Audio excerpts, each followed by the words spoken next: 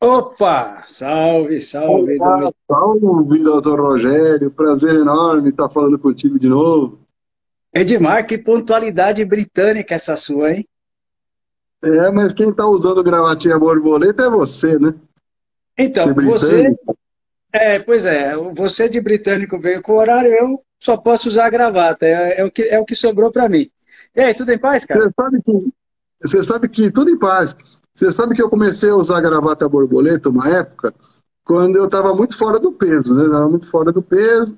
E aí comecei por quê? O cara careca e gordo, né?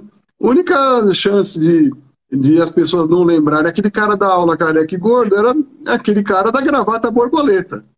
É Né? um jeito de Ó, desviar a Cássia atenção. Gentili, prazer enorme estar vendo você. A Cássia, paciente do consultório, uma pessoa maravilhosa, está em Londres.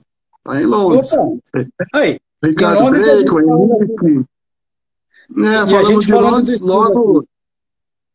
logo surgiu, né? Meu Isso caro. aí. Ô, É legal Edmar, ver tantos amigos, agora, tanta gente. agora que você emagreceu, quer dizer, se eu estou entendendo bem, agora que você emagreceu, você está dizendo que não precisa mais da gravata borboleta. Eu, como continuo careca e gordo, então vou seguir usando a gravata borboleta do British Style.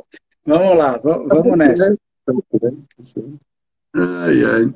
É, Muito bom, muito bom, muito bom. Bom, o pessoal está Edmar, entrando aí, né? o pessoal está entrando. E essa série aí, O Rabo Abana o Cachorro, é bem legal, né? Porque a ideia é a gente discutir esses temas polêmicos que a gente acha que está tudo errado, né? Quando o rabo está abanando o cachorro, né? E a situação hoje da saúde suplementar, não vou nem falar da saúde pública, vou falar da saúde suplementar. A impressão que eu tenho é essa aí, é que o rabo está abanando o cachorro, e você? Eu tenho a mesma impressão. Impressão que o modelo ele se esgotou, né? Me parece que vamos ter que repensar alguma estratégia para resolver o problema da saúde privada no Brasil. Ela se encontra no caos, né? Um, Desde o seu nascedouro, né? E eu acho que o momento de maior crise que a gente vê é esse momento atual, né? Eu acho que, pelo menos na perspectiva dos médicos, né? Claro que toda discussão, toda conversa sempre vai ter que ter um recorte, né? E o nosso recorte ele é carregado de viés, porque nós somos médicos e, portanto, parte interessada na questão, né, Rogério? Então, Mas, claro que nosso interesse é o paciente e o médico, porque a medicina se fundamenta nessas peças, né? Desde Hipócrates precisa do quê? Do médico e do paciente. A ideia de plano de saúde é algo extremamente recente, né? então, mas você falou da perspectiva do médico, mas eu queria me colocar no lugar do paciente, né? Eu até escrevi há poucos dias aí alguma coisa nesse sentido. O indivíduo ele procura um plano de saúde para viabilizar o acesso, para viabilizar o acesso à consulta, a um exame, a um procedimento, né? Então ele contrata, ele se inscreve, ele se associa, ele vai atrás de um corretor, que é outra figura que eu acho que a gente tem que trazer para a discussão também, né? Então ele faz isso para viabilizar o seu acesso. E a impressão que eu tenho hoje, pelo que eu escuto de reclamação dos pacientes, só tem consulta para não sei quando, puxa, fui fazer o exame e negaram, e daí aquele monte de relatório, aquele monte de papel, o que era para viabilizar parece que está se tornando um entrave. E aí é que eu chamei de o rabo abanando o cachorro, porque você compra por um motivo e na verdade inverteu. O que era para te facilitar acaba te atrapalhando, né? Então o rabo abana o cachorro. Sem dúvida nenhuma, muito certo. Acho que uma discussão longa, né? Na realidade, o mercado de saúde privado no Brasil, ele abarca o quê? Um quarto da população, né? Então, quase 50 milhões de pessoas, são 210, né? Com 47, 48 milhões de pessoas. Eu dei uma olhada nos números atualizados, é isso aí que a ANS coloca de usuários de plano de saúde. Só que a maioria das pessoas são planos locais, né? Planos pequenos, ligados a santas casas, no interior. A maior operadora, quando você analisa globalmente é a Unimed, né, pela sua capilaridade no interior do Brasil, né? Então, assim, sem dúvida, hoje conta com 16 milhões de usuários. Depois vem eu estava vendo os dados aqui, a 3 milhões e 400 mil. Claro que a Unimed, como conta, tem 375 municípios, né, ela tem uma grande capilaridade, mas não tem um foco central num lugar só. A Amil está centralizada nos grandes centros urbanos, né? Bradesco, 3 milhões e 300 mil, número grande também, né, mas também da mesma forma, centralizado nos grandes centros. A Apvida, que a gente em São Paulo nem conhecia, é mais ligada ao Nordeste, né, tem 2 milhões e 300 mil, ou algo em torno disso. Depois Notre Dame, 1 milhão e 600 mil. Então são as grandes operadoras, essas que são hegemônicas no mercado, né. Esse é o mercado que ele surgiu, né? Você quer contar um pouco a história do surgimento do mercado? Até justifica por que a Unimed acaba sendo grande, né? E a Unimed, por exemplo, saiu de São Paulo, capital, e das capitais, é a Unimed que domina esse mercado. Mas é simples entender.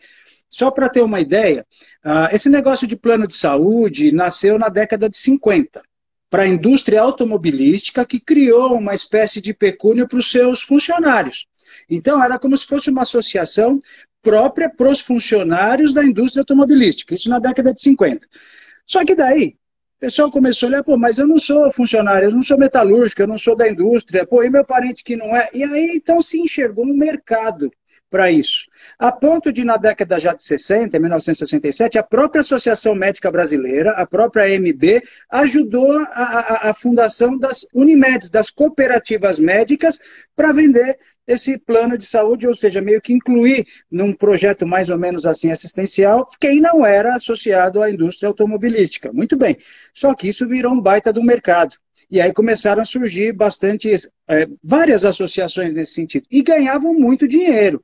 Porque, veja só, os associados pagavam, vamos lembrar que era no tempo da inflação, então essas operadoras, elas pegavam dinheiro, recebiam a mensalidade, aplicavam, quando ia usar, esse dinheiro já estava corrigido, a inflação já tinha... Então foi um negócio muito lucrativo, até que veio o Plano Real. Sim. Quando veio o Plano Real, que nivelou tudo, e agora custo, qualquer moedinha, você vai lembrar na época, a gente nem fazia conta de combustível, nada disso. Quando veio o Plano Real, até o combustível que você gastava, você tinha que colocar no orçamento, porque acabou o negócio da inflação. Aí começou um processo chamado verticalização, onde essas próprias operadoras tentaram trazer para si próprias os próprios custos para cortar custo e tentar manter o negócio lucrativo, né? Foi assim que surgiu esse mercado de operadoras de saúde e tudo mais, né?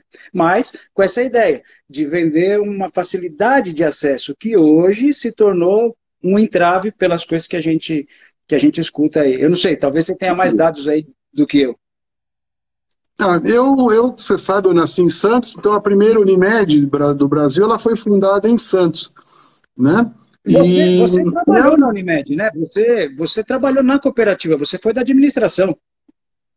Não, eu fui, infelizmente, derrotado, né? Porque creio que se tivesse vencido, a Unimed paulistana não teria fechado da forma como fez. Infelizmente isso aconteceu, creio que, enfim, não é o caso aqui agora, mas creio que o projeto do cooperativismo médico, ele é muito uma ideia muito legal, e tal é que o sucesso no interior é muito grande. Mas assim, só para pegar o gancho. Então, o primeiro plano do Brasil foi a Golden Cross, que nasceu no Rio de Janeiro. Logo na sequência, surgiu a Unimed, né? A Unimed em Santos, depois espalhou, capilarizou pelo Brasil inteiro, e houve um momento histórico, na época do regime militar, no qual havia um projeto de nação. Dentro desse projeto de nação, havia uma ideia, então, de segurança nacional e etc., aquelas coisas que os militares têm grande apreço. Então, vamos ocupar o território brasileiro, vamos fazer aquelas coisas que eles gostam. Enfim, dentro desse universo, houve uma abertura muito grande de escolas médicas nesse período, em concomitância com um crescimento de uma classe média ligada à indústria, sobretudo aqui em São Paulo. Não à toa que nós somos 40 milhões de habitantes, mais ou menos, em São Paulo, dos quais 17 a 18 milhões têm planos de saúde. Então, quase metade da população de São Paulo tem plano de saúde. Então, existe uma relação linear, uma relação direta do emprego, do trabalho, sobretudo trabalho urbano, ligado à indústria e comércio, com os planos de saúde, que era quem agenciava essa relação dessa classe média surgindo e buscando ávida por adquirir o seu carro, a sua casa própria e o seu plano de saúde, o seu direito ao acesso ao médico. Né? Você tocou num assunto legal. Você não acha que é meio... É um padrão do povo brasileiro? Por exemplo, o que o brasileiro sonha? Eu estava conversando isso com meu tio semana passada. Aliás, meu tio entrou na live aí que eu vi. Eu estava conversando isso com ele semana passada. É meio sonho do brasileiro. O que um brasileiro almeja hoje? Casa própria e ter plano de saúde. Né? Você não vê muita gente no empreendedorismo, até tem mais hoje do que antes, mas o que o brasileiro gosta? Ele gosta de um emprego com a carteira assinada, que dá uma a sensação de segurança, porque aí vem os benefícios, dentre eles, o que é que ele valoriza? O convênio médico. Então, veja que para o brasileiro, para o nosso povo, para a nossa cultura, um plano de saúde é um degrau conquistado na vida, tal qual a casa própria. Eu acho que abaixo da casa própria, é a impressão que eu tenho. A segunda coisa mais valorizada na nossa cultura talvez seja o plano de saúde, porque ele é uma... Como é que eu posso dizer? Ele dá uma ideia de segurança, ele transmite essa ideia de segurança. De fato, ninguém fica muito... De fato, é. Você tem, não tem? Eu tenho. Meu plano de saúde, inclusive, é um ótimo plano. É uma seguradora. Não vou fazer propaganda dela, né? Então, o plano de saúde é algo bem-vindo, não é algo que eu vamos manifestar aqui irracionalmente contra. É algo que ele é um desejo da sociedade e é alvo de uma... confere sim uma segurança. Não igual deveria. Por quê? Quando você, por exemplo, compra uma passagem para a China pela Emirates, por exemplo, eu sei que vou chegar na China, que farei escala do voo lá em Dubai e chegarei em qualquer cidade da China. No plano de saúde, eu não sei. Eu compro e eu vou levar uma commodity. Ou seja, eu não sei que hospital de fato eu vou ser operado, eu não sei de fato com que médico vou passar, e a relação médico-paciente para nós é muito cara, ela é uma coisa muito importante, né? Não é passar no Dr. Rogério, não é qualquer cardiologista, é um cara titulado, experiente, muitos anos de formado, que já criou vínculos com aquela pessoa. Quer dizer, não é uma commodity, não é uma coisa qualquer. O maior exemplo disso que você está falando, eu penso que é na ginecologia, na obstetrícia, para falar a verdade. Né? Então, nós temos lá a gestante, né? A gestante, então, vai para o seu trabalho de parto, para as suas consultas de pré-natal, tudo direitinho, e ela faz o pré-natal com o médico que acompanha todos os meses. Na hora do parto, ela não sabe se vai ser aquele médico que vai fazer. Tudo que ela gostaria é de ser acolhida pela obstetriz, pela ginecologista, pela obstetra que fez o pré-natal. Mas o plano de saúde não promete isso. Então, isso que você está falando, em marketing, a gente chama de tangibilidade, coisa que você sabe exatamente o que você vai adquirir. No plano de saúde, é isso que você está falando. Você está demonstrando para a gente o contexto de tangibilidade.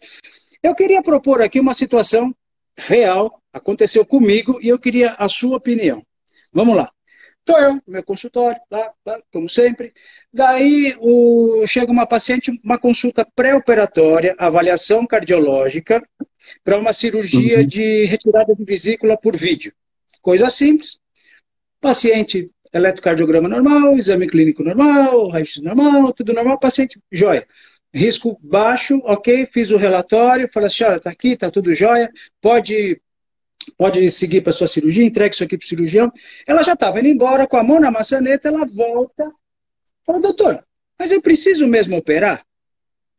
Falei, então, veja só, Desculpa, senhora, eu sou cardiologista, né? A senhora veio fazer um pré-operatório de vesícula. Eu não conheço sua vesícula, né? Eu estou olhando seu coração para saber se tudo ok para sua cirurgia. Mas eu vou tentar lhe ajudar. A senhora tem essa pedra na vesícula há quanto tempo? Não sei. Como é que a senhora descobriu isso? No exame de rotina. Quer dizer que a senhora nunca teve dor? Não, nunca tive dor. Descobriu sem querer, sem querer. Então quer dizer que essa pedra pode estar aí há muito tempo, como pode ter nascido há 2 semanas. A gente não sabe, não sabe. E a senhora nunca teve dor? Não. Então tá, pode ser que isso daí nunca evolua para nada, mas pode ser que sim, um dia se torne uma cirurgia de urgência. Vamos jogar as cartas na mesa aqui. Eu estou vendo que o plano do convênio da senhora é um plano empresa do seu marido, sim. Então tá, hoje seu marido está empregado. Amanhã eu não sei. Hoje o seu convênio existe. Amanhã eu não sei. Porque convênio é assim também. Hoje tem, amanhã não tem mais. Tem um monte de convênio que foi famoso, propaganda na televisão, e hoje não existe mais. Então, hoje a senhora tem convênio, amanhã eu não sei. Hoje o seu convênio existe, amanhã eu também não sei. Né? Necessidade talvez não tenha da senhora operar agora. Mas é conveniente, porque a senhora está com a faca e o queijo na mão. Pode ser que o dia que se torne necessário e a senhora não tenha o convênio, aí a gente tem uma necessidade, mas não tem a conveniência. Olha que sinuca. Agora, pensa, isso eu falando para a paciente. Será que a operadora pensaria do mesmo jeito? Pô, você está me mandando um custo desnecessário, quer dizer que ela não precisa operar e vai querer operar? Como você vê essa situação? Olha, assim, eu vejo de uma forma bastante simples. Como médico mesmo, sou bastante intervencionista. Então, eu acho assim, quando há uma pedra na vesícula e puder ser corrigido cirurgicamente, o que seja feito o quanto antes. Se tem uma obstrução coronariana moderada e importante, eu já prefiro intervir o quanto antes. Eu gosto de manter a pessoa segura, porque ela fica emocionalmente mais segura, né? E eu sei também como são feitos os estudos que consagram, muitas vezes, um tratamento clínico mais conservador. Porque esses estudos, assim como aqueles que a gente critica, feitos pelas indústrias farmacêuticas, né, que carregam consigo este viés, outras, por outro lado, são patrocinadas pelo governo britânico, pelo governo francês, pelo governo alemão, cuja ideia central é como faremos para reduzir os custos do Estado, né? Então, a ideia do tratamento clínico, até que ponto também esse estudo não é enviesado por outro lado, entendeu? Assim, então, eu gosto de usar bastante o que as evidências nos trazem, mas a lógica e conforto e bem-estar do paciente. Eu atendo hoje poucas operadoras, fui gradativamente retirando, porque eu acho que a gente acaba, na qualidade de médico, penso que é mais ou menos como um advogado. Você vai defender a causa daquele seu cliente, daquele seu paciente. E só. Né? Não tenho interesse qualquer com operadora. Que na medida em que você trabalha numa operadora verticalizada, por exemplo, no qual você faz parte da empresa, você é corpo ativo da empresa, você passa a não defender mais os interesses do seu cliente, que é o paciente, né? Você passa a defender aquele que faz o cheque no final do mês, que é o plano de saúde. Ou pelo menos, ainda que você faça isso, você vai pensar em 2 vezes para pedir um exame, porque elas fazem sim pressão para não pedir exame, fazem sim pressão para não internar, fazem sim pressão para não operar. E eu tenho e-mails a dar com pau aí para comprovar o que eu estou falando, né? Assim, de situações que criam um constrangimento para que você... A operadora, como uma empresa, quer lucro. Para ter lucro, ela tem que baixar custo. Para baixar custo, ela tem que cortar o que for possível cortar. Aí agora pode comentar. Simplesmente... Donizete, meu tio, que trabalhou muito tempo em operadora de saúde, né, ele está falando que é uma equação difícil de resolver, porque é um bando de insatisfeitos, todo mundo fica insatisfeito nessa, que é o panorama que a gente tem hoje, todo mundo insatisfeito. Porém, eu gostaria de colocar mais uma coisa na conversa aqui, que é o excesso de terceirização. Se você for ver, todo mundo está terceirizando a saúde para todo mundo. Né? Aí vai o médico e fala assim, mas o plano me paga muito pouco. Então eu vou dar a letra. Para quem não sabe, olha lá, vamos. O programa não é patrocinado mesmo, é nós mesmo conversando. Vamos falar, tem operadora que paga R$ 40 uma consulta, com cardiologista. R$ 40. O paciente ele não tem a menor ideia que aquela consulta dele está rendendo só R$ 40 para o profissional que o está atendendo. Tá? Por sua vez, ele também não tem nada a ver com isso. Não é problema dele se o profissional aceitou atender por R$ 40. Porque o profissional também terceirizou a divulgação do seu nome, do seu consultório, do seu trabalho para a operadora. Porque acho que talvez, imagina, o cara acabou de se formar, ele não tem emprego, não adianta ele colocar uma placa lá, consultório, venha ou entre, entrada franca, que não vai adiantar nada. Então, o que ele vai fazer? Ele vai se cadastrar num plano de saúde que vai divulgar o nome dele e botar o nome dele no livrinho. Então, ele ficou meio tranquilo. Ele também está terceirizando a divulgação do seu trabalho. E se ele aceitou fazer isso por R$ 40, o paciente não tem culpa de nada. Ele não tem nada a ver com isso. Até porque, para o paciente, não são R$ 40. Esse mesmo paciente, ele está pagando 1.400, 1.500, 1.800, 2.000, 5.000, ou está sendo descontado da folha de pagamento dele um valor expressivo para que ele ali esteja. Então, vai vendo, está todo mundo terceirizando tudo, inclusive o médico. Nesse excesso de terceirização, chega o paciente. Eu quero fazer todos os meus exames. Tenho certeza que você já se deparou com essa situação. Por que ele está fazendo isso? Porque ele também está terceirizando a saúde dele para o plano de saúde. Então ele chega para você, médico, e fala assim, eu quero fazer todos os meus exames. Você não quer perder tempo porque, afinal de contas, a consulta é R$ 40. O médico vai lá e vai canetar aquele monte de exame. A operadora, que também está terceirizando o trabalho, porque ela vende serviço médico, sendo que ela não é médica. Então ela tem que comprar o seu serviço. Ela também terceirizou para você. Todo mundo terceirizou para todo mundo. Está todo mundo insatisfeito. E aí tem um outro problema. O vínculo. Quem está vinculado a quem? O paciente, ele é do médico ou ele é da operadora? Quando o paciente fala o meu médico, ele é seu médico no horário que ele está trabalhando lá dentro do posto de saúde lá da operadora X, porque fora daquele horário, encerrou o horário dele e acabou. Então esse negócio meu médico, isso é para quem usa serviço. A mesma coisa acontece com o médico. Eu tenho um paciente, não tem não, porque o paciente não é seu, o paciente é da operadora. Cadê o prontuário? É seu por isso também que você vê garotos mais novos, e nada contra, os jovens estão aí e tem que assumir as posições mesmo, você vê que eles não têm interesse em montar consultórios. Você nota claramente isso.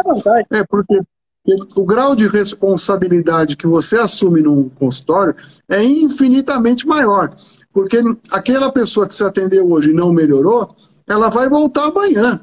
E vai depois de amanhã em você. E depois de amanhã. Ela vai estar na sua porta esperando que você resolva o problema dela, não é? Enquanto que quando o sujeito faz um plantão em algum lugar, terminou seu horário, né? Vai embora. Laissez passer, né? Deixa estar, enfim, é assim que a coisa funciona. Mas do ponto de vista sociológico, vamos colocar assim, que nem eu estava fazendo aquela história. Então, o crescimento das faculdades, do número de faculdades de medicina, houve uma relação com aquela avidez da classe média em adquirir esse serviço. Então, esses egressos vamos dizer assim, de uma camada que não era daqueles médicos tradicionais, né, de famílias de médicos. Então, se foram agenciados, quem criou esse agenciamento foram os planos de saúde. Até o final dos anos 80, começo dos 90. A partir daí o mundo mudou. Mudou porque houve uma precarização do emprego, da forma de trabalho. Como o plano de saúde está vinculado à ideia de trabalho e à precarização do trabalho, isso são fatores que transcendem até a nossa vontade ou até as questões políticas no Brasil. Quem iria apostar que a China iria se transformar na potência que é e os empregos majoritariamente que estavam no Ocidente migrassem para lá? Ora, então existe um problema relacionado a um aspecto mais relevante do que esse. Não depende só do fenômeno local. Então, um dos entraves também, creio que um dos problemas dos planos de saúde foi e a ANS, a Agência Nacional de Saúde Suplementar, foi criada em 99, durante o governo Fernando Henrique Cardoso, com a ideia de criar uma regra, criar um regramento universal que fosse ideal para as operadoras de plano de saúde. Te pergunto, eu sou formado em 91, eu posso te assegurar uma coisa, o modelo de assistência médica antes era melhor do que hoje. Tinha muito mais players, tinha muito mais competição entre os vários agentes do mercado, de tal sorte a promover assistência com mais capilaridade para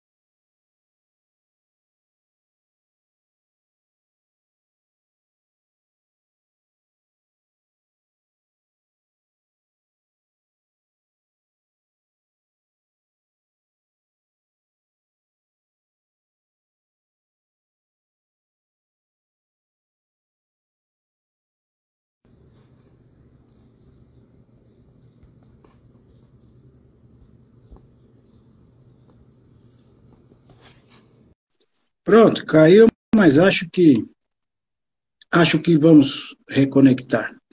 Vamos esperar o Edmar aí. A chuva derrubou alguém aí, eu acho. Bom, eu mesmo caí, né? Todo mundo caiu. Vamos esperar aqui o doutor Edmar entrar.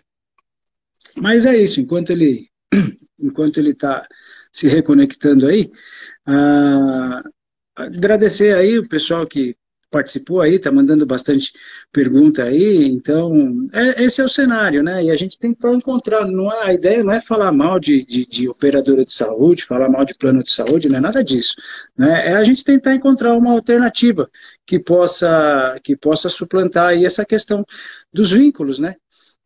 O paciente quer o melhor do seu médico, o médico quer o melhor do paciente.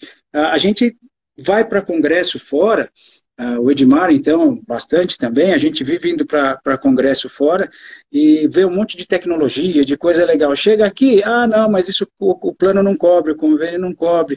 Puxa, e aí? Né? Como é que escapa de uma dessa, né? Então, essas questões, eu estou tentando aqui achar o Edmar de novo. Vamos aqui. Pronto. Já ele entra. Entrou. Chegou? Tudo bem? Como é que vai? É um prazer recebê-lo, viu? Desculpe aqui, acho que deu um pau aqui na internet. Não, você sabe o que eu acho que aconteceu? O pessoal dos convênios derrubou a gente. Você não pagou a mensalidade do convênio. É carência. Por falar em carência, eu queria falar disso. Por falar em carência, eu queria falar desse assunto também, que eu estava falando que eu conversei com o corretor, que é paciente meu também, ele estava falando que muita gente vai fazer um convênio odontológico, por exemplo, quando está com dor de dente. Acabou a dor de dente, o cara cancela o convênio e para de pagar. Então, para a empresa, isso é um mau negócio. Então, aí que as operadoras inventaram essa história da carência. O camarada descobre que ele precisa fazer uma cirurgia gástrica, aí ele faz o convênio. Acabou a cirurgia, ele para de pagar o convênio, como se fosse um negócio sazonal. Não tem esse negócio de cooperativismo, de corporativismo entre um grupo que se associou para comprar o seu projeto de saúde, o seu plano de saúde, o seu plano sei lá, de contingência para momentos de saúde, né? Não tem sido visto assim, tem sido visto como um shopping center, como onde o cara ele tem direitos, eu quero comprar isso, eu quero fazer esse exame, aquele outro, né? Então virou meio que balcão de atendimento. E o brasileiro tem essa mentalidade, infelizmente, de ser esperto, de tirar vantagem, de querer... infelizmente, não só o brasileiro, né, o único povo assim, né? Você vai ver que a Argentina é muito pior que a gente, né, nesse quesito, né, enfim, falar mal do Pizinho é complicado. Né?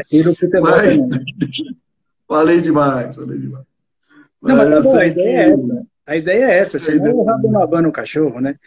Então, aqui apareceu uma frase boa, Donizete, que meu tio ele mandou aqui, seguro de carro batido não existe. É isso mesmo. Né? O cara ele quer comprar o plano só por aquele momento ele quer dar um carambolê aí, um passa-moleque na operadora. É o que você falou, é a mentalidade nossa. Daí a gente não pode reclamar muito que hoje o rabo está abanando o cachorro, porque todo mundo tem sua parcela de culpa. Né? Como eu falo da coisa, os parceiros não se veem como parceiros, esse que é o problema. Eles se veem como agentes a ser devorados. Quer dizer, você pega, por exemplo, como é que um hospital vê o plano de saúde? Como algo a ser pegar um cheque em branco e tirar tudo o que tem. E como é que o plano de saúde vê o hospital? Aqueles bandidos lá, né? Então nós vamos glosar 30%, 40% indiscriminadamente. Fica difícil assim, né? Fica difícil, muito difícil trabalhar desse jeito. Por isso que eu optei realmente em tentar fazer um outsider aí, sair um pouco fora do sistema e tentar oferecer o melhor para o paciente. A relação é entre... Mas será que só o médico tem que sair do sistema? Será que só o médico tem que ser um outsider? Será que laboratórios não poderiam ser outsiders também? Por exemplo, você pega um laboratório desses de rede, tem vários aí. Não vou falar nome sem ser propaganda. Você tem Lavoisier, Delboni, Fleury, mais, todos eles aí. Quando o paciente vai lá para fazer um exame pelo convênio, o laboratório vai, faz, atende. Quando fala é particular, pô, só falta estender tapete vermelho, só que eles vão tentar ganhar desse particular tudo que não ganham do convênio. Aí o cara ele se sente meio, pô, será que eles não vão me esfaquear demais aqui? Será que não estão cobrando excessivamente por ser particular? Óbvio que ele vai ser muito melhor atendido, atendimento diferenciado e tal, porque ele está pagando. Agora, vamos lá. Você virou um médico outsider, mas se o laboratório também virasse outsider e praticasse um preço de mercado, não o preço de esfaquear para tentar ganhar nesse particular tudo que não ganhou no convênio. Se fosse um negócio mais justo, o mercado se ajustaria, e agora eu estou falando de marketing, não propaganda, marketing, mercado, o estudo do mercado. As próprias consultas. Se os médicos não cobrassem 800, 900, não estou criticando quem faz isso, hein? Cada um sabe do seu consultório, cada um sabe quanto vale o seu tempo, porque na verdade o que a gente vende é o tempo. Quando eu estou atendendo um paciente de convênio e um paciente particular, o que eu sei e o que eu vou aplicar não muda. É exatamente a mesma coisa. A única coisa que muda é o tempo que eu tenho disponível para conversar, para esmiuçar e tal. Porque a operadora ela te compra um tempo, você tem que fazer o negócio girar. Quando o paciente é teu, você vendeu o seu horário e tal. Agora, eu não tenho nada contra quem vende horário a 1.500, a 800. Pô, cada um sabe quanto custou se formar, cada um sabe quanto custa o seu tempo. Mas, em se tratando de mercado outsider, como você colocou, se regulasse o preço, num preço muito próximo, parecido do que a operadora pagaria, mas você faz o seu trabalho, independente do tempo que todo mundo ia sair mais satisfeito. Não ia ficar caro para o paciente, a operadora não ia ter esse custo, o paciente ia gastar menos, mas aí tem aquele negócio, já estou pagando convênio, não vou. Então você se submeta ao que o convênio oferece para você. Se você quiser por fora, mas tiver mais médicos outsiders, mais laboratórios outsiders, vou fazer uma endoscopia, pelo convênio é só para o mês de abril. Tá, mas no particular, se não fosse caro, eu tenho certeza que o cara pagaria para ser melhor atendido. Então não é só o médico ser outsider, mas o paciente também ser outsider, o laboratório ser outsider, cirurgias serem outsiders, né? E aí todo mundo sai ganhando. Abaixa o preço para o convênio, abaixa o preço para o cliente, abaixa o preço para o médico e o mercado se autoajusta. Sei lá, talvez seja essa a saída. O que você acha? Sim, acho que é por aí, sim. Acho que é por aí, sim. Na verdade, o modelo, ele fracassou, né? Esse modelo aí posto, ele claramente vejo que os médicos estão insatisfeitos. Isso é claro. O paciente de convênio. E assim como o paciente virá aquele médico do convênio. Então, a relação é totalmente horrorosa, né? Quando você falar aquele paciente do convênio e aquele médico do convênio, é porque não existe relação entre as partes. Obviamente. Quer dizer, então, eu particularmente optei, eu prefiro não ter esse paciente. Prefiro não ter. Se ele não veio comigo porque ele confia no meu trabalho, entende que ele é diferenciado, eu prefiro não tê-lo, honestamente. Então, segue lá no seu convênio, seja feliz para aquele lado. Assim, o que eu procuro, assim como eu tenho certeza que você também, é fazer algo a mais, né? Milha extra, correr um pouco mais, oferecer um pouco mais e procurar fazer uma medicina mais humanizada. Agora, tem gente que é importante isso, e tem outros que naquela pirâmide de Maslow, né, estão preocupados com outras coisas. Quer dizer, o cara que está preocupado em comer, ele não vai estar preocupado na qualidade do médico. O cara que está qualquer um quer saber se está temperado, não é? É normal, né? Mas, assim, em linhas gerais, é um problema de difícil solução, até porque nós estamos falando do quê? 1/4 da população brasileira, quer dizer, 3/4 nem acesso a isso tem. Porque o cliente hoje, o paciente particular, é um paciente que tem plano de saúde, obviamente. É um paciente que tem plano de saúde para uma emergência, ele ir lá nos hospitais que a gente conhece, trabalha, e ele, em geral, tem dinheiro, passa no médico particular e faz exames, internações, cirurgias pelo plano de saúde. É assim que eu vejo as coisas funcionando aqui em São Paulo. Não sei outras regiões, até porque, né, o Brasil é muito grande, muito enorme, e é muito difícil a gente falar, né? Quer dizer, o nosso horizonte, quando a gente fala Brasil, nós paulistanos, temos esse problema, né? Que a gente pensa que o mundo termina, né? Passou ali da ponte da Anhanguera, chegou a Osasco e é Nordeste. Não é verdade? Então a gente acha que o Brasil é São Paulo e o resto do Brasil são São Paulinhos, né? Nossas filiais. A gente tem essa uma visão um pouco distorcida da realidade. Não estou ouvindo o som. O som está ruim, não estou ouvindo.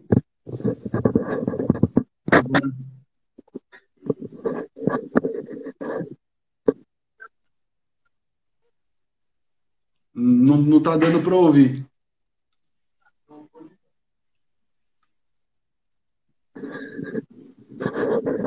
É uma pena. Agora foi, agora foi. Agora foi.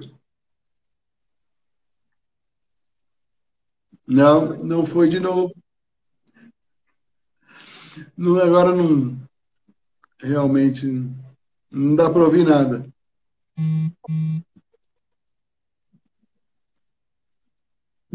Então, vá ver de novo. Vou tentar.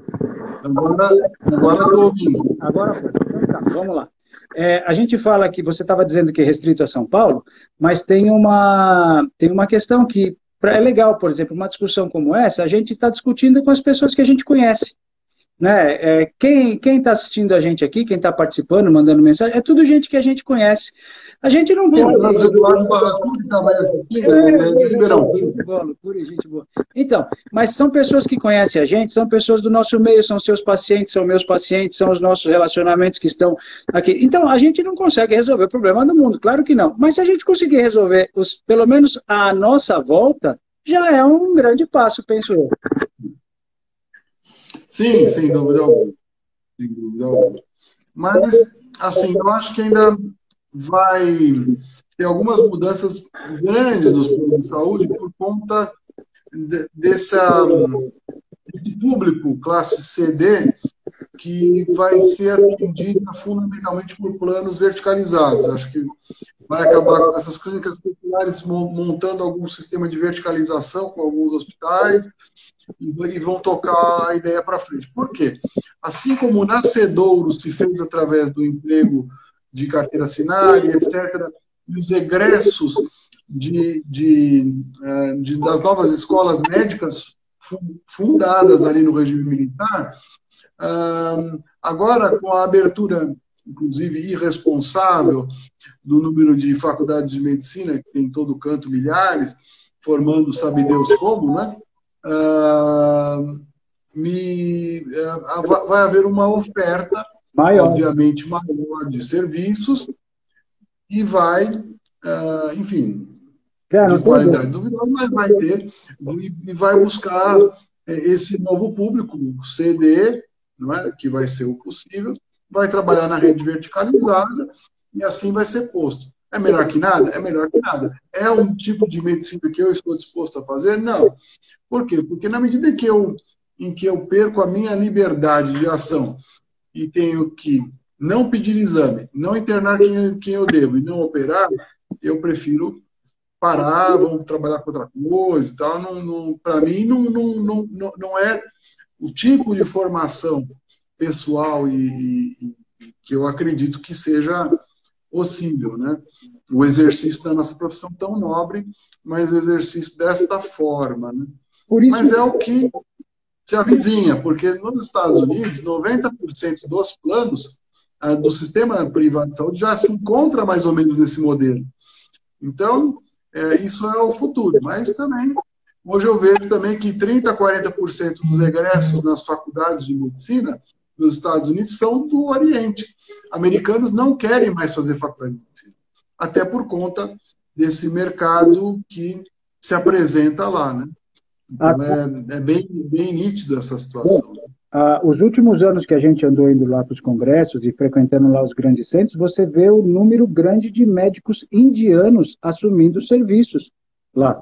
Né? O serviço é americano, mas o profissional ele é indiano, ele é de outra região. Então, Alguém colocou alguma coisa aqui que esse negócio de pagar a consulta, tudo bem, mas os exames é que são caros. Pois é, por isso que a mentalidade do mercado toda é que tem que mudar, inclusive do laboratório. Você usou a expressão outsider, todo mundo tinha que entrar nesse modelo mais outsider. E a ideia é a gente buscar uma alternativa e defender. Eu gostaria que a gente tivesse essa pergunta: com quem é o meu vínculo? Com quem é o meu vínculo? Meu vínculo é com o médico, meu vínculo é com o paciente, é com a operadora, é com o laboratório. Com quem você quer estabelecer vínculo? Porque, mas aí é caro, e aí tem aquela ideia de preço e valor, né? Se para quem gosta de vinho, uma garrafa, sei lá, de R$ 800, o cara paga o preço porque ele dá valor para aquilo. Para uma mulher que gosta de maquiagem, ela paga e o marido fica doido porque ele não dá valor para aquilo. Agora, o que você dá valor? E a questão de preço, o mercado deveria se ajustar. Se todo mundo descer um pouquinho dessa história capitalista demais, não que eu não seja, todos somos, porque a gente viveu nesse sistema, a gente cresceu nesse sistema, e você sempre usa uma frase que eu acho demais. O padeiro não acorda às 5h30 da manhã para fazer pão porque ele adora fazer pão. Né? Você sempre usa essa frase. Não existe almoço grátis, todo mundo trabalha, é uma troca. Você também, uma frase que você diz muito, né? Trabalhar é resolver o problema de alguém. Né? Você trabalhar sempre é resolver o problema de alguém. Então, se esse mercado se ajustasse, todo mundo entendesse desse jeito, todo mundo é utopia, claro que nem todo mundo. Mas se os nossos relacionamentos, se a gente entender, a gente chega num bem bolado aí. Sem dúvida alguma. Tem aqui me mandaram uma pergunta aqui no Zap, né? Sobre a Unimed e tal. E a Unimed, na minha opinião, ela é uma empresa que ela capilarizou bastante, tende a crescer ainda mais no interior do Brasil, né? Aqui em São Paulo, não creio que haja espaço mais para a Unimed, né? Teve 2 chances. A segunda foi uma pena, o fato como ocorreu, né? Mas é uma empresa muito sólida, muito robusta, a maior empresa de plano de saúde do Brasil, hoje, com 16 milhões de usuários, né? Então, ela presta um serviço, sobretudo no interior, de uma forma bastante interessante, né? Mas eu aqui, ela lá, né?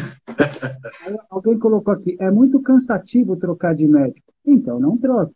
Né? A gente não vai conseguir responder e comentar todos os comentários aqui, pelo menos agora, a gente tenta fazer isso por escrito depois, né? Então não troque. Né? Com quem é a sua fidelização? É com o médico ou é com a operadora? Se for com a operadora, vai no que a operadora te oferece. Afinal de contas, você comprou um plano que é para isso, mas você tem que entender o que ele está te entregando.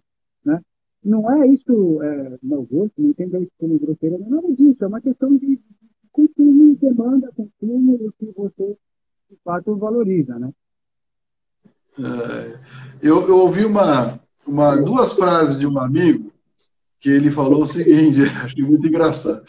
Ele falou, a Prevent Senior, né? Ele é operador de plano de saúde, fundamentada, sobretudo aqui em São Paulo, que atende idosos e tal, esteve envolvida lá naquelas coisas lá horrorosas. E ele falou o seguinte, falou que a Prevent Senior era igual a Petrobras, porque ela consegue extrair petróleo de águas profundas, né? Onde ninguém no mundo consegue. Como é que consegue dar lucro com indivíduos idosos onde nenhuma operadora de fato quer, né? Por isso que eu acho que não vai dar nada aquele problema da prevenção, até porque ninguém quer esses usuários, né? Assim, de forma objetiva, o mercado sabe que vai ter mais despesa, eles têm lá a expertise deles, que sabe Deus como é que é, mas, enfim. Essa é uma frase que a Prevencena era o pré-sal. Que a gente sabe que no Texas e no mundo árabe, né, o petróleo jorra do chão. Né? Você não precisa fazer perfurações com sondas de águas profundas a quilômetros de distância no meio do oceano. Né? E outra, sobre a mesma operadora, falou que tem um grupo de pacientes lá que são com síndrome de Estocolmo, né? Achei muito engraçado. Síndrome de Estocolmo. Veste a bandeira, ele é um apaixonado. 3 meses para marcar uma consulta, mas lá, eu vou nessa. Ela é um exemplo clássico da verticalização. Conseguiu cortar custo trabalhando com uma população de alto risco, de alto custo, mas ela fez tudo para dentro dos seus próprios prédios, tentando minimizar o custo. Eu acho que ela enfrenta mais problemas com quem veio de outros planos para entrar nela do que com os pacientes raiz, né? Vamos chamar assim. Os pacientes raiz, ele sabia, ele comprou isso daí, ele está contente. Ele vinha do SUS. Outro produto, quem teve outro produto e agora compra esse produto e quer exigir as mesmas coisas que tinha no produto. Vai ter outro produto, então. Não vai dar. Agora, cada plano tem sua característica. A gente que já atendeu muitos, né?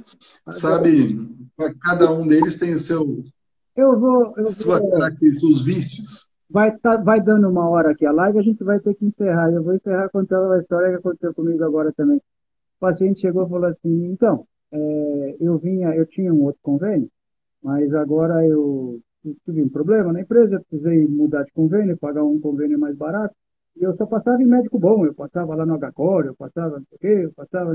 Mas agora eu tive que trocar de plano e estou vindo aqui para passar com você mesmo. Então, cara, eu vi isso, ideia de relaxamento, ela cai na gente. Como se o médico que atende no consultório não fosse o mesmo que atende no SUS, e o senhor atende em que hospital e tal, pô, o senhor atende aqui também. Outra, né, quando ele vem, ele está no seu consultório, né, mas ele está pelo plano de saúde lá, mas ele está no seu consultório, ele pergunta, o senhor atende em consultório particular? Como se aquele não fosse o seu consultório. Então, de fato, ele não está te vendo, ele está vendo o plano de saúde. Isso é um cara que ele nunca vai pedir. É claro. Claro. Essas coisas a gente escuta. Aí, essa paciente mesmo aí, que ela falou assim, antes eu só passava em médico bom, né, e agora eu tive que trocar de plano, eu estou passando com você. Eu falei para ela assim, então, eu também, um dia por semana eu separo só para atender esse pessoal aí que está mais decadente, né, que é o pessoal ruim, e você. Ela olhou para mim assustada, eu falei, foi você que começou, não fui eu, eu estava quieto aqui. Aí a gente deu risada e tocou para frente. Mas é mais ou menos isso, né? Que a gente... Mas essa história é terrível, né? Como eu estava falando em certo momento da nossa conversa. O médico do convênio, o paciente do convênio. Complicou, né? Do convênio, então, tem que ser o meu médico, aquele que eu confio, que eu vou, que resolve o meu problema, e o paciente, aquela pessoa que vai ter o seu celular, você tem que ser remunerado por isso também, né? Não dá para quem você falou aí, o diabo de uma operadora, nem sei qual é. Mas... Você perguntou aqui, por que vocês não fazem um podcast? Porque a gente não sabe. Mal é mal, nós estamos tendo problema para fazer Vocês viram quantas vezes caiu aí, né? A gente até gostaria, a gente aceita a sugestão, mas a gente mal consegue manter uma live. Quem dirá fazer um podcast? Assunto eu sei que não falta. Por falar nisso, Edmar, obrigado por esse primeiro episódio aí do Rabo Abano Cachorro. Hoje o Rabo Abano Cachorro... Espero que o pessoal tenha gostado aí também. Bom, a gente... É sempre gostoso conversar com você, não dá vontade de terminar nunca. Seria ideal estar numa mesa de um barzinho, com todo mundo junto. Imagina todo o pessoal aqui reunido aqui, todo mundo batendo papo sobre isso daí. Ia ser muito legal, essa é a ideia. Não dá, mas dá.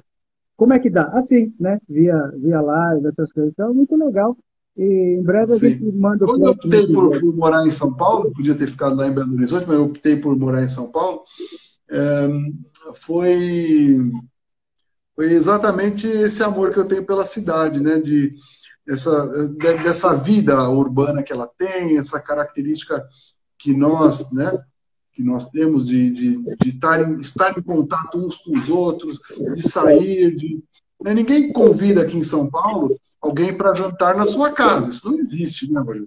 Não, vamos jantar num restaurante, tem uma da moda, algum que foi lançado agora, não é hábito do paulistano essa coisa. Então, isso que nos alegra. E a pandemia pegou a gente de jeito, porque aí mantém as pessoas em casa. Já ganhamos adepto pro bar aí, ó. Já mandou uma mensagem, eu topo o bar. Aí, ó. Então, quem sabe, passando a pandemia, a gente vai ter esses encontros aí. Com certeza, esses encontros para falar da minha turma. Bom, Edmar, foi um prazerzão falar com você, como sempre. Você é o cara, a gente sempre aprende. Alguém falando aqui, o Cacildo é longe, a Conceição mandando aqui, o Cacildo é longe, mas a gente vai dar um jeito. Uma boa noite para todo mundo aí, Edmar, boa noite para você também, foi bem legal. Eu me diverti, eu achei muito engraçado. Pena que a conexão caiu, Olha, mas foi legal. vou falar para vocês, vou confessar. O prazer é tão grande de conversar contigo, Rogério, e na frente de outras pessoas, que não tem nada para esconder, sou um livro aberto, né?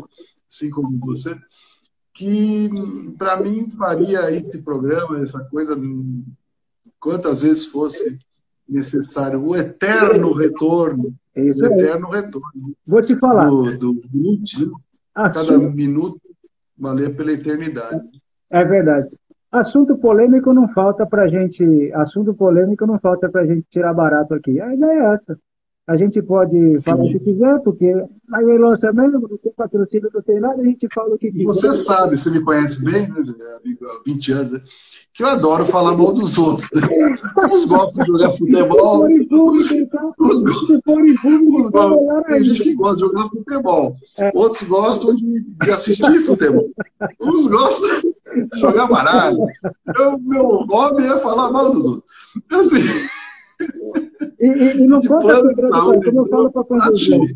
Não conta segredo para gente, que a gente conta mesmo, cara. Eu não guardo segredo, não. Então, se o prontuário eletrônico já não está guardando segredo, quem dirá nós, não é, Edmar?